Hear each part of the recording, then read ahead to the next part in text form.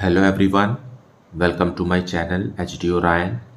हम पढ़ रहे हैं accountancy for class 12 TS. Grewal की टेक्स्ट बुक से 2022 edition, chapter 10 company accounts, issue of debentures.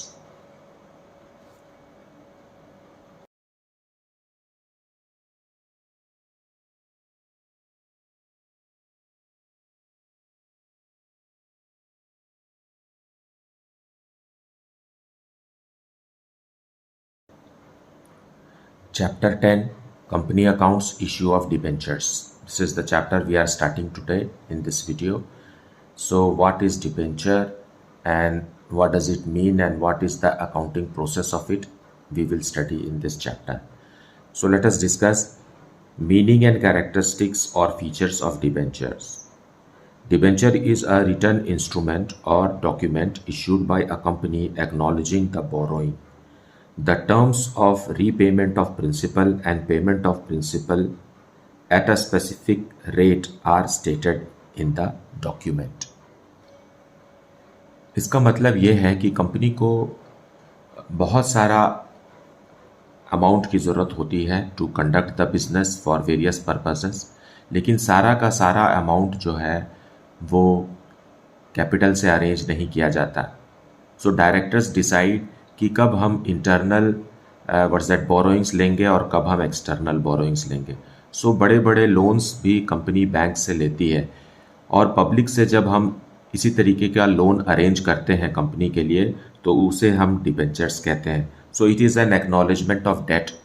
So whenever a investor invests money in debentures he receives a debenture certificate और उसमें terms and conditions में लिखा रहता है कि उनको कितना इंटरेस्ट मिलेगा और उनका जो इन्वेस्टमेंट है वो कंपनी कितने सालों के बाद वापस करती है.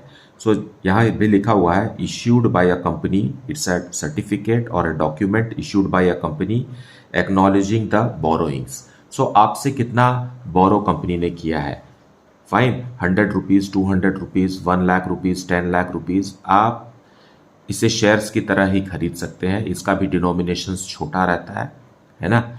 पूरा का पूरा करोड़ों रुपए एक व्यक्ति से तो अरेंज नहीं किया जा सकता. तो इन करोड़ों रुपए की जो ज़रूरत होती है जिसे कंपनी लोन की तरह अरेंज करना चाहती है उसे छोटे छोटे टुकड़ों में वो बांट देती है. जैसे कि शेयर्स को हमने कैपिटल को बांटा था, लेकिन ये कैपिटल नहीं है.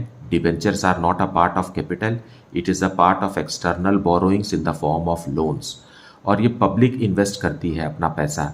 सो इनका डिनोमिनेशंस जो है वो छोटा रहता है, 100 rupees, 500 rupees, 1000 rupees, like this, so that a common man can also invest his money in the form of debentures.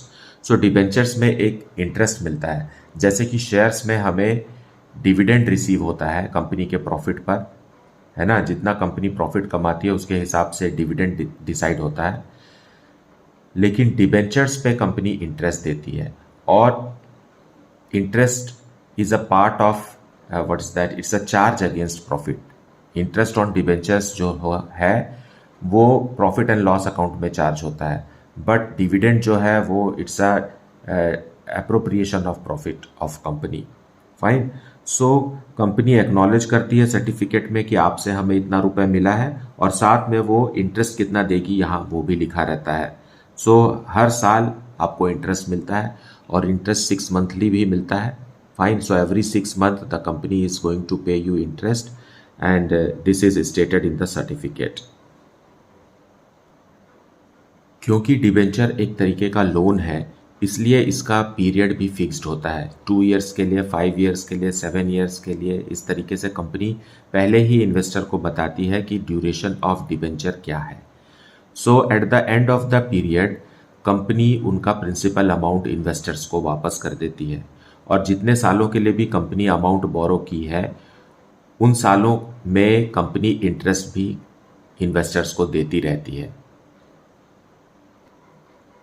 जैसा कि यहाँ सेक्शन 230 ऑफ कंपनीज एक्ट 2013 में लिखा हुआ है, debentures include debenture stock, bonds and any other instrument of the company evidencing a debt whether constituting a charge on the asset of the company or not. So debenture एक certificate है जिसमें ये लिखा हुआ है कि इन्वेस्टर ने अपना इतना रुपीस कंपनी को लोन की तरह दिया हुआ है। फर्स्ट थिंग, ये तो हमने अभी समझा, लेकिन whether constituting a charge on the asset of the company और नॉट, ये जो बात है इसका मतलब ये है कि इन डिबेंचर होल्डर्स के लिए कंपनी अपना कोई भी एसेट रिजर्व रखती है कि इन केस अगर कंपनी को इन एसेट्स को बेच करके डिबेंचर होल्डर्स का पैसा वापस करना पड़े तो कंपनी वैसा करेगी। फाइन। सो डिबेंचर होल्डर्स भी सिक्योर्ड फील करते हैं कि हम अपना पैसा इन्वेस्ट कर रहे हैं कंपनी के डिबेंचर्स में, अगर कंपनी ने उसे प्रॉफिटेबल नहीं बनाया तो हमारा पैसा कंपनी वापस कैसे करेगी। सो उसके लिए कंपनी कोई भी एसेट्स को बताती है कि ये पूरा एसेट है जो डिबेंचर होल्डर्स के लिए रखा हुआ है। So those are known as what, charge on assets. और वो एसेट्स अब फ्री नहीं है क्योंकि वो डिबेंचर होल्डर्स के लिए रखे गए हैं रिजर्व, और वो एसेट्स फ्री नहीं है। इसका मतलब ये है कि अब उन्हीं एसेट्स पर कंपनी बैंक से या किसी और से लोन नहीं ले सकती क्योंकि उनके पेपर्स डिबेंचर होल्डर्स के लिए अलग से रखे गए हैं। So these are not free now. तो इस तरीके से अकाउंट्स में बहुत बार हम देखते हैं फ्री होल्ड प्रॉपर्टीज़ वगैरह आता है एसेट साइड में, बैलेंस शीट में। सो फ्री होल्ड प्रॉपर्टी का मतलब ये है कि उनके ऊपर कोई चार्ज नहीं है। लेकिन अगर कोई ऐसी प्रॉपर्टी है जो है तो कंपनी की लेकिन उस पर चार्ज है, इसका मतलब ये है कि उस एसेट को कंपनी किसी लोन की पूर्ति के लिए रिजर्व रखी हुई है।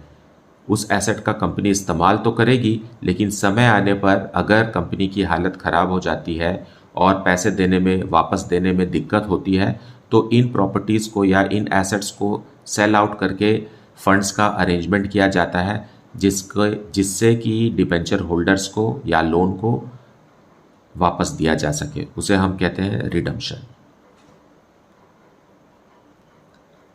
So based on this information, we can understand the characteristics or features of debentures. जैसा कि यहाँ लिखा है, debenture is a written document और a certificate acknowledging borrowing by the company. So जैसे कि शेयर सर्टिफिकेट होते हैं वैसे ही डिबेंचर सर्टिफिकेट भी होते हैं। उसमें सब स्टेटेड रहता है कि इन्वेस्टर ने कितना अमाउंट इन्वेस्ट किया है और उनको सालाना कितना इंटरेस्ट मिलने वाला है। Fine. So it is an acknowledgement, मतलब स्वीकारनामा है कि हम स्वीकार करते हैं कि आपने हमें इतना रुपए दिया है और हम ये आपको इतने समय के बाद वापस कर देंगे। Mode and period of repayment of principal and interest is specified. So mode of payment क्या रहेगा ये भी स्पेसिफाइड रहता है और पीरियड ऑफ रीपेमेंट भी स्पेसिफाइड रहता है कि ये डिबेंचर्स 2 ईयर्स के लिए है, 3 ईयर्स के लिए है, 5 ईयर्स के लिए है। उस पीरियड के बाद company principal amount debenture holders को या इन्वेस्टर्स को वापस कर देती है। और साथ में इंटरेस्ट, रेट ऑफ इंटरेस्ट भी स्पेसिफाइड रहता है कि 5% इंटरेस्ट मिलेगा, 7%, 12%, 18%, जैसे कंपनी की ताकत हो उस तरीके से वो खुद ही डिसाइड किए रहते हैं। और रेट ऑफ इंटरेस्ट इन्वेस्टर्स को पहले से ही पता रहता है, इन्वेस्टमेंट करने के पहले से ही कंपनी ने बता दिया रहता है कि रेट ऑफ इंटरेस्ट इतना है। Then rate of interest on the debenture is specified. So investment से पहले ही कंपनी को बताना रहता है कि रेट ऑफ इंटरेस्ट क्या रहेगा। और जैसे कि डिबेंचर का नाम है 7% डिबेंचर्स, तो ये जो 7% है ये रेट ऑफ इंटरेस्ट को ही बताता है कि साल में आपको 7% इंटरेस्ट फेस वैल्यू पर कंपनी देगी। And it is a borrowing of the company. So यहाँ कंपनी बोरो कर रही है, it's a type of loan. Fine. जब बैंक से लोन लेती है तो एक ही बैंक को पूरा का पूरा अमाउंट कंपनी के लिए अरेंज करना होता है, लेकिन जब डिबेंचर्स कंपनी इशू करती है तो ये भी एक बोरोइंग है, लेकिन इन्वेस्टर्स सैकड़ों, हजारों और लाखों की तादाद में हो सकते हैं। Even a common man can invest his savings in debentures. It is normally secured by way of charge on the asset of the company. सो जरूरी नहीं है कि कोई एसेट डिबेंचर होल्डर्स के लिए अलग से रिजर्व रखा जाए, लेकिन अधिकतर ऐसा होता है कि कंपनी जब इश्तहार देती है, पब्लिक को बताती है कि डिबेंचर्स इशू होने वाले हैं, तो वो साथ में ये भी बताती है कि इतनी प्रॉपर्टी, इतने करोड़ की प्रॉपर्टी आपके लिए चार्ज में रखी गई है, ताकि अगर कंपनी देने में प्रिंसिपल अमाउंट को वापस करने में अगर वो असक्षम हुई तो इन प्रॉपर्टीज़ या एसेट्स को बेच करके फंड्स अरेंज किया जाएगा और डिबेंचर होल्डर्स का अमाउंट वापस किया जाएगा, सो दैट कि जो इन्वेस्टर है उसमें कॉन्फिडेंस रहे कि हम अपना पैसा सही जगह लगा रहे हैं और मिसयूज़ नहीं होगा और पैसे प्रिंसिपल अमाउंट वापस मिलने का पूरा चांस है या गारंटी है। फाइन। देन 6th पॉइंट में लिखा है interest on debenture is a charge against profit. Yes, it's a charge against profit, मतलब इंटरेस्ट ऑन डिबेंचर को हमें प्रॉफिट एंड लॉस अकाउंट में चार्ज करना है और तब जा करके नेट प्रॉफिट डिसाइड होगा। It is not appropriation of profit. Fine. Dividend जो होता है, जो शेयर पर दिया जाता है, that is distribution of profit, है ना। It is not a charge against profit, but interest on debenture is a charge against profit. मतलब नेट प्रॉफिट कैलकुलेट करने के लिए हमें इंटरेस्ट ऑन डिबेंचर्स को प्रॉफिट एंड लॉस अकाउंट के debit के साइड में चार्ज करना होगा। और एक बात यहाँ ये है कि debenture holders are not the owners of the company, they are just the people who have arranged some loan amount to the company, इसलिए इनका मैनेजमेंट में कोई भी हस्तक्षेप नहीं होता। They have no voting right, they have no say in the management and therefore they cannot control the activities of the company. Then who are the owners of the company? It is the shareholders who are the owners of the company, and especially the equity shareholders are the real owners of the company. They have every say in the management, and the management without asking or taking permission from shareholders cannot decide any activity of the company. But debenture holders are free from any botheration. Fine. Management को भी easy and comfortable लगता है कि उनके management में किसी का दखल अंदाजी नहीं है, इसलिए कई बार अपने पावर्स को रिटेन करने के लिए भी मैनेजमेंट डिसाइड करता है कि डिबेंचर्स इशू किया जाना चाहिए ताकि उनके मैनेजमेंट में कोई रोक टोक ना हो। और डिबेंचर्स में पैसा लगाना इन्वेस्टर के लिए सेफ भी है क्योंकि उसे पहले से ही पता रहता है कि कितना इंटरेस्ट उसे मिलने वाला है, और ज़्यादातर डिबेंचर्स पर बैंक के इंटरेस्ट से ज़्यादा ही इंटरेस्ट मिलता है। सो इस तरीके से उसका इन्वेस्टमेंट पे उसे अच्छा खासा इंटरेस्ट मिलने का पूरा चांस है। तो many of the debenture holders are satisfied with the rate of interest recommended by the company. और कंपनी को अगर नुकसान भी हो रहा है then also the company has to pay interest on debentures first, और उसके बाद अगर कुछ बचता है तभी जा करके एज अ डिविडेंड वो शेयर होल्डर्स को कुछ दे सकते हैं। So their investment is safe. Now let us come to the accountancy part of issue of debentures. Issue of debentures और इश्यू ऑफ शेयर्स में कोई ज़्यादा फर्क नहीं है। फाइन। अगर आपने चैप्टर 9 को अच्छे से पढ़ा है तो चैप्टर 10 आपके लिए बहुत ही इजी है और ये बहुत ही कंफर्टेबल है और इसमें ज़्यादा ट्विस्ट भी नहीं है। शेयर्स में कुछ प्रोरेटा अलॉटमेंट वगैरह कुछ एक लेवल था, मतलब कॉम्प्लिकेशंस का, लेकिन debentures in comparison is very very easy and smooth, और जर्नल एंट्रीज भी लगभग सेम है। Fine. So there are various types of questions and various types of concepts to be understood, so we will gradually pick up on those concepts। जैसे जैसे question आगे बढ़ता जाएगा वैसे वैसे नए नए कॉन्सेप्ट्स और अकाउंटिंग ट्रीटमेंट हम सीखेंगे, परंतु अभी हम issue of debentures at par for cash discuss करते हैं। It's the simplest of all the questions and it is almost a reflection of chapter 9। Fine. So क्या डिफरेंस है ये भी देखना जरूरी है, लेकिन तरीका तो लगभग वही है। Fine. So let us see question number 1. JS Limited issued 2009% debentures of rupees 100 each payable as follows.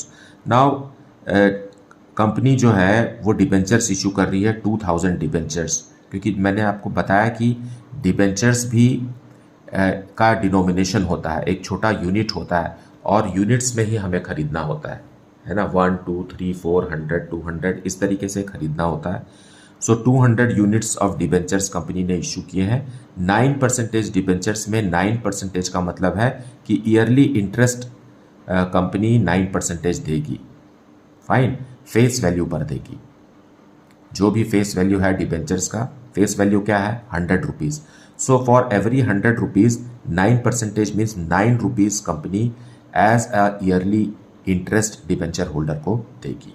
Fine, लेकिन इस क्वेश्चन में अभी इंटरेस्ट के बारे में हमें कोई भी अकाउंटिंग ट्रीटमेंट नहीं करना है, वो सेक्शन आएगा जब हम इंटरेस्ट ऑन डिबेंचर्स डिस्कस करेंगे।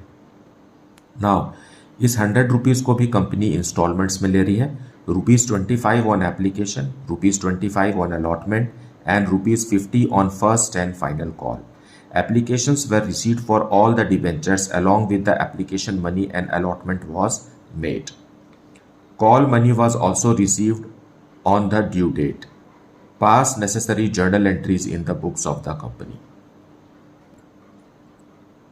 So यहाँ देखिए, यहाँ भी शेयर्स की तरह इंस्टॉलमेंट्स हैं, यहाँ भी एप्लीकेशन मनी है जो एप्लीकेशन के साथ में इन्वेस्टर भेजता है, फिर कंपनी जितना अलॉट करती है वो अलॉटमेंट मनी है, फिर उसके बाद फर्स्ट कॉल ड्यू किया जाता है। सो यहाँ पूरे के पूरे 2000 डिबेंचर्स पर कंपनी ने जब भी इंस्टॉलमेंट का अमाउंट ड्यू किया सारे इन्वेस्टर्स ने दे दिया। So what will be the accounting treatment, how the journal entries is to be passed, let us see this. So journal entries for question number 1 in the books of JS limited, और company ने 2009% debentures 100 rupees वाले जारी किए हैं और application के समय में कंपनी को 25 रुपीज़ पर डिबेंचर चाहिए। सो बैंक में रिसीव होगा। ये सेम है जैसा कि हमने शेयर्स में सीखा है। बैंक अकाउंट डेबिटेड टू, हम यहाँ लिखते थे शेयर एप्लीकेशन अकाउंट, अभी हमको लिखना है 9% debentures account, application account. Fine, बस यही नॉमेनक्लेचर चेंज हुआ है। सो 2000 डिबेंचर्स पर 25 रुपीज़ पर शेयर के हिसाब से कंपनी को 50,000 रुपीज़ रिसीव हुए, बीइंग रिसीव्ड एप्लीकेशन मनी।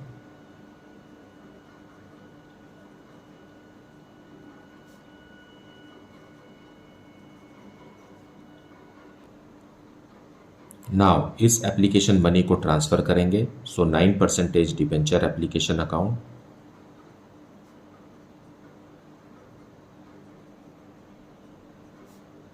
को डेबिट करके हम इसे ट्रांसफर करेंगे 9% डिबेंचर अकाउंट। नाउ यहां हम लिखते थे to share capital account, share जो है वो कैपिटल का हिस्सा है, लेकिन debentures is not a part of capital, इसलिए हम इसे कैपिटल यहाँ नहीं लिखेंगे, सिर्फ डिबेंचर लिखेंगे। Fine, because it's a loan, it's a type of loan which the company has raised from the public being transferred to debenture account.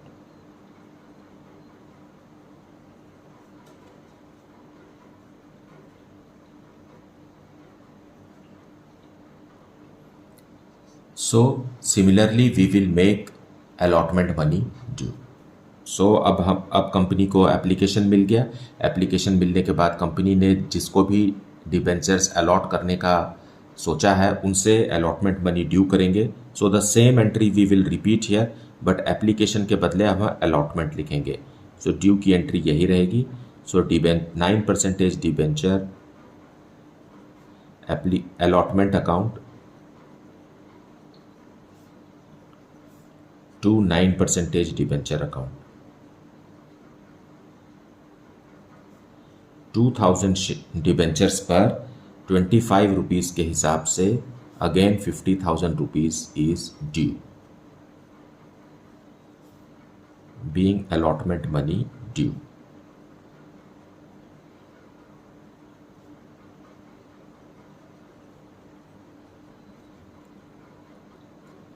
सो ये chapter पूरा का पूरा शेयर्स की तरह ही है, हमें यहाँ शेयर नहीं लिखना है, शेयर्स के बदले हमें डिबेंचर्स लिखना है और कैपिटल नहीं लिखना है, क्योंकि डिबेंचर्स जो है वो कैपिटल का पार्ट नहीं है।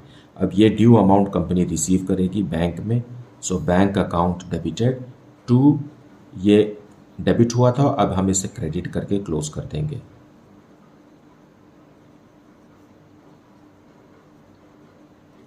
और सबों ने पैसा दे दिया है जो कंपनी ने ड्यू किया था. So 50,000 we will receive in bank, being amount received.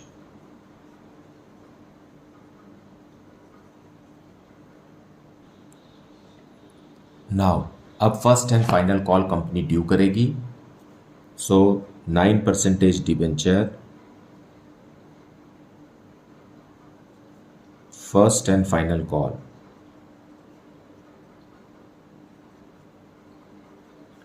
account debited to 9% debenture account, and here 2000 debentures पर कंपनी 50 रुपीज़ ड्यू कर रही है. फाइन, क्योंकि 100 रुपीज़ का है, 25 हम पहले ही ले चुके हैं. सो अब 1 lakh rupees company final call में ड्यू कर रही है, being final call money due.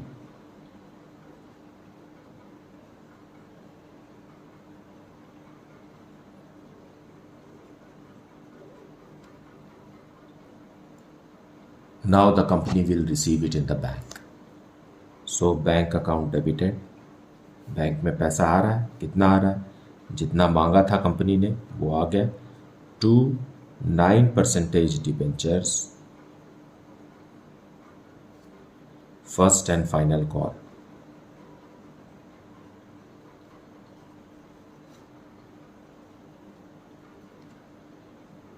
Being final call received.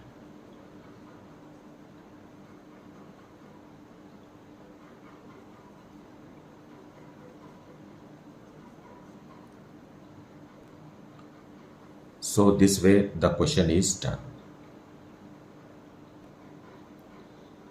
Now let us see question number 2.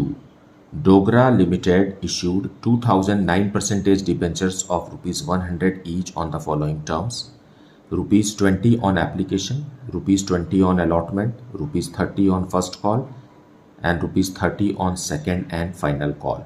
The public applied for 2400 debentures. Fine, so it is oversubscribed now. यहाँ 2000 debentures है लेकिन company को 2400 debentures के लिए एप्लीकेशन आ गए. अब कंपनी ने decide किया applicants for 1800 debentures were accepted in full. मतलब फर्स्ट कैटेगरी जिसमें 1800 एप्लीकेशन है, 1800 डिबेंचर्स के लिए उनको पूरा का पूरा 1800 डिबेंचर्स दे दिए. Then applications for 400 debentures were allotted 200 debentures. और जो नेक्स्ट 400 डिबेंचर्स हैं, डिबेंचर्स के लिए एप्लीकेशन है, उसको आधा मतलब 400 का आधा 200 डिबेंचर्स अलॉट हुए. And applicants for remaining 200 debentures were rejected. और बाकी के जो 200 डिबेंचर पर एप्लीकेशन है उनका पैसा वापस करके उनको रिजेक्ट कर दिए क्योंकि उन्हें कोई भी डिबेंचर अलॉट नहीं हुआ. Pass necessary journal entries. So let us see.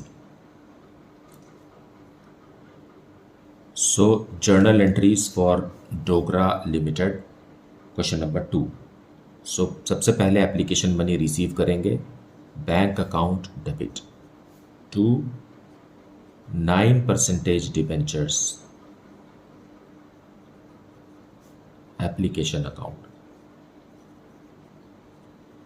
Now 9% is the rate of interest, yearly interest जो डिबेंचर होल्डर्स को दिया जाएगा. और 2000 डिबेंचर्स कंपनी इश्यू कर रही है और एप्लीकेशन के समय 20 रुपीज़ पर डिबेंचर है तो 100 रुपये का, लेकिन इंस्टॉलमेंट्स में कंपनी रिसीव कर रही है. सो it is 40,000 rupees received. Sorry, it is 2400 debentures के लिए एप्लीकेशन मिला है और एप्लीकेशन मनी है 48,000 being received application.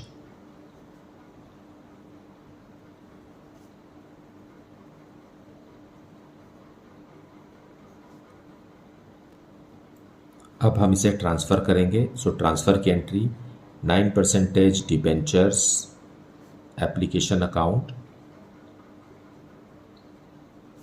Debited to 9% debentures account and to 9% debentures allotment account. क्योंकि प्रोरेटा अलॉटमेंट भी कंपनी ने किया है, और टू बैंक भी लिखेंगे क्योंकि कुछ डिबेंचर्स पर कंपनी ने पैसा वापस करना है क्योंकि रिजेक्ट हो गया। सो 200 डिबेंचर्स पर जो एप्लीकेशन था उस पर 20 रुपीज़ के हिसाब से कंपनी ने 4000 रुपीज़ वापस कर दिया है ना। है हमारे पास 48,000 रुपीज़, जिसमें से सिर्फ 2000 डिबेंचर्स का एप्लीकेशन मनी 20 रुपीज़, मतलब 40,000 कंपनी डिबेंचर अकाउंट में ट्रांसफ़र करेगी। ये कैपिटल नहीं है इसलिए यहाँ कैपिटल नहीं लिखना है, फाइन। और बाकी का जो है 200 डिबेंचर्स का जो पैसा हम वापस नहीं कर रहे हैं क्योंकि वो इन्हीं डिबेंचर होल्डर्स का ही है, ये पैसा प्रोपोर्शनेट अलॉट हुआ है, और इसलिए 4000 रुपीज़ कंपनी रिटेन करके रखेगी ताकि उसे अलॉटमेंट के समय यूज़ किया जा सके। Being amount transferred.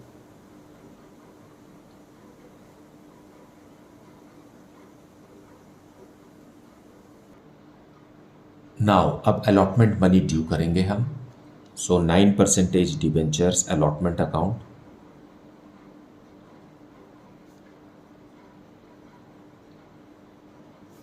Debited to 9% debenture account,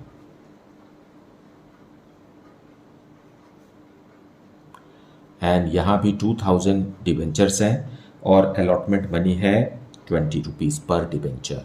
so again 40,000 rupees ही ड्यू करेंगे। एप्लीकेशन ज़्यादा आया है लेकिन है तो 2000 डिबेंचर ही। So being allotment money due.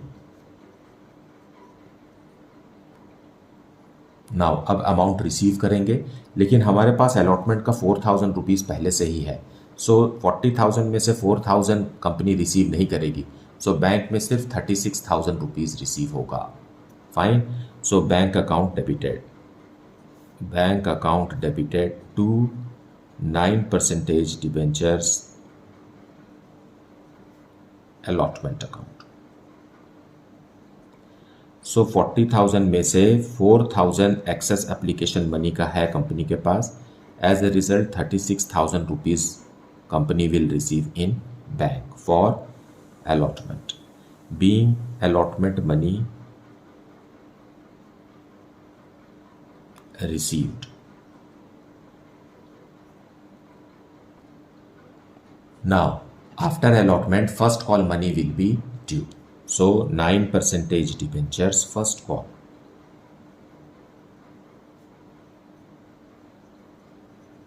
First call account debited to 9% debentures account.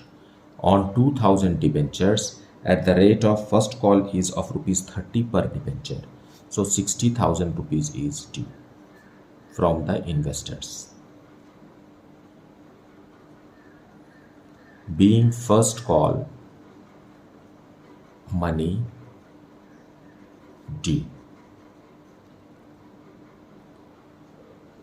और अब रिसीव भी करेंगे, सो बैंक में आएगा, लेकिन अब हमारे पास कोई एक्सेस एप्लीकेशन मनी नहीं है यहाँ एडजस्ट करने के लिए, और पूरा पैसा हम बैंक में रिसीव करेंगे।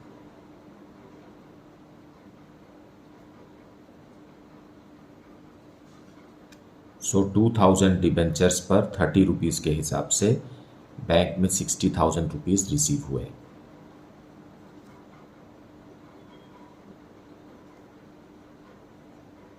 Being received call money.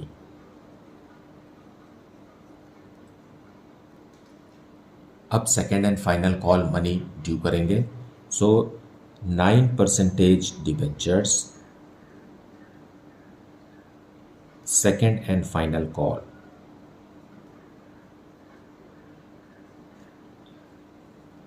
Account debited to 9% debentures account.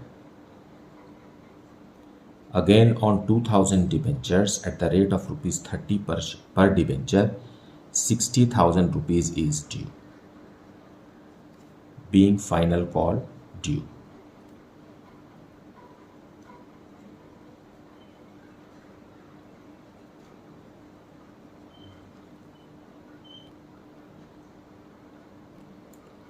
अब फाइनल कॉल मनी हम बैंक में रिसीव करेंगे। So bank account debited to 9% debentures, second and final call.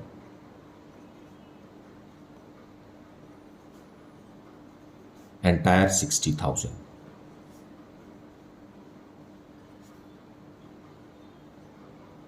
Being final call received.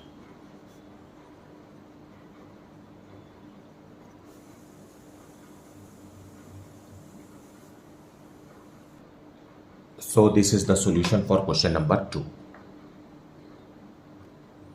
Now let us see question number 3. Venus Limited issued 40,000 10% debentures of ₹100 each at par. Now यहाँ 10% का मतलब है interest on debenture yearly जो company पे करेगी, लेकिन हम अभी इंटरेस्ट ऑन डिबेंचर नहीं पढ़ रहे हैं। जब उसका समय आएगा, जब questions related to interest on debenture आएगा तब हम पढ़ेंगे। लेकिन डिबेंचर के सामने जो परसेंटेज लिखा रहता है वो ईयरली इंटरेस्ट है और इसे हमें लिखना है, हर बार लिखना है। सिर्फ डिबेंचर ना लिखें, परंतु उसके साथ में जो रेट ऑफ इंटरेस्ट दिया हुआ है वो भी साथ में लिखा कीजिए। फाइन।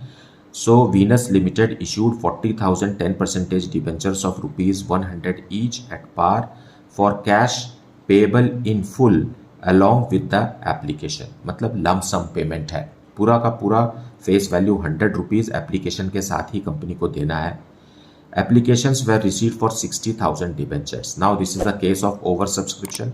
है 40,000 debentures लेकिन एप्लीकेशन आए हैं 60,000 debentures के लिए और यहाँ लम सम पेमेंट भी है, मतलब पूरा का पूरा फेस वैल्यू ही देना है। तो अब कोई गुंजाइश नहीं बची है एक्सेस एप्लीकेशन मनी को एडजस्ट करने की, क्योंकि नेक्स्ट इंस्टॉलमेंट है ही नहीं।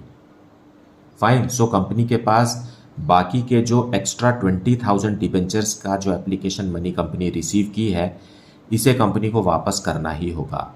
Fine. So debentures were allotted and excess application money was refunded. अगर ये स्टेटमेंट नहीं भी लिखा है देन ऑल्सो हमें रिफंड करना है। पास journal entries in the books of the company. So it is a very simple and short question जिसमें सिर्फ 2 जर्नल एंट्रीज रिक्वायर्ड है। पहला एप्लीकेशन रिसीव करने का और दूसरा ट्रांसफ़र और रिफंड का। So let us see those entries. So journal entries for question number 3, Venus limited के बुक में जर्नल एंट्रीज। सो बैंक में रिसीव करेंगे amount, bank account debited to 10% debentures, application and allotment.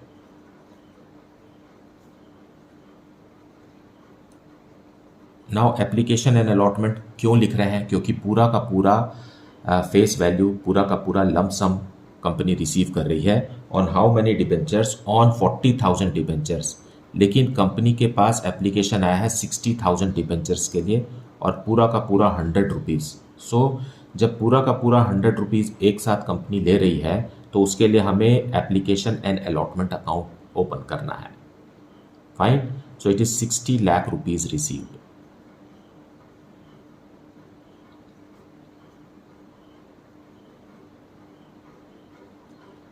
being applications received.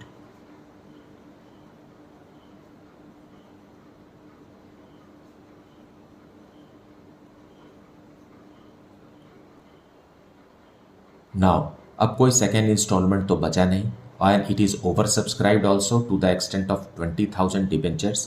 अब company क्या करेगी? इसे ट्रांसफ़र करेगी। सो 10% debenture, application and allotment,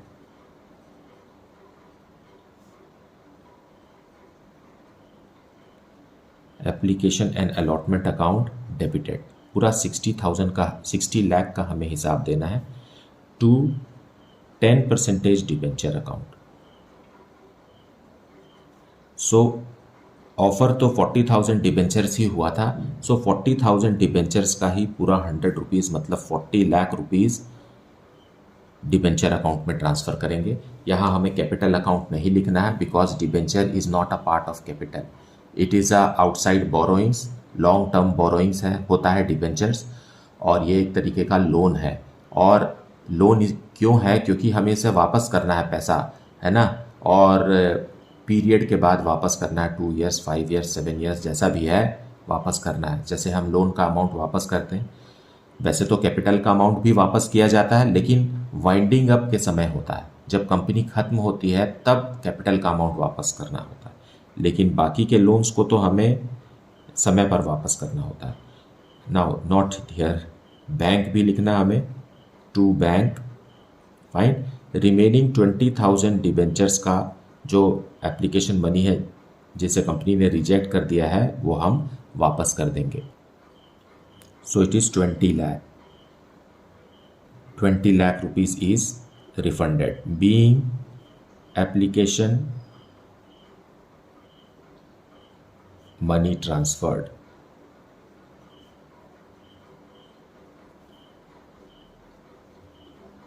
And excess refunded.